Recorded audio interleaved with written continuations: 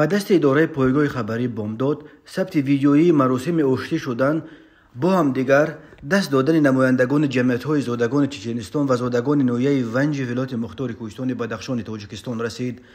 مذاکرات نمایندگان چچن‌ها و ونج‌ها روز 20 میلیون سال 2024 در شهر توری روسیه در پی چند مناقشه بین زادگان ونج و چچنستان در این قسمت روسیه دایر شد. طوری در ویدیو دیده می شود جمعیت در تویر خیلی سرشمار زادگان ونج را در این ملاقات چند نفر از ونجی‌های با نفوذ از جمله صاحبکار مذهب خوشکوف و واعظ معروف قاری محمد نعیم نمایندگی می‌کردند. در جنبش مذاکرات از نام طرفین قاری محمد نعیم سخنرانی کرد. قاری محمد نعیم حادثه‌های گذشته را فتنه و هدف آن را کاشتن تخم نفاق در بین دو مردم نامید، ولی اطمینان خاطر داد که این دو خلق یعنی تاجیک‌ها و چچن‌ها دوست و برادر بودند و دوست و برادر خواهند ماند.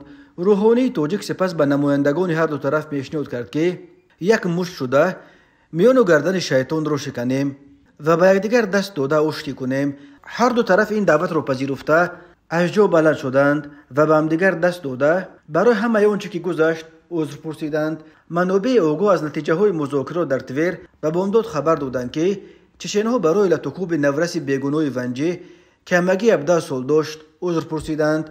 این نورس را چند چچن لطکوب کرده طلب کردند که برای حادثه گپرتوی به یک دختر چچن عذر بپرسند، آن هم در حالی که این نورس در یک شهر دیگر روسیه بود و به آنچه که در تویر رخ داده بود یگان مناسبت نداشت و از آن حادثه حتی خبر نداشت. در مسئله سه زاده نویه ونج خسرو فیوزوف، عبدالله علی و شیرافکن 17 ساله که در تویر در پی مناقشه با چچن‌ها با اتهام افباشی حبس شدند، جانبها چنین تفوق کردند که چچن‌هایی که در این پرونده همچون جبر دیده می‌گذرند عریضه خود را از پلیس پس می‌گیرند و هر دو طرف مشترکاً برای آزاد کردن این سه جوان ونجی ادوکات‌های با قوت و با صلاحیت کرو می‌کنند.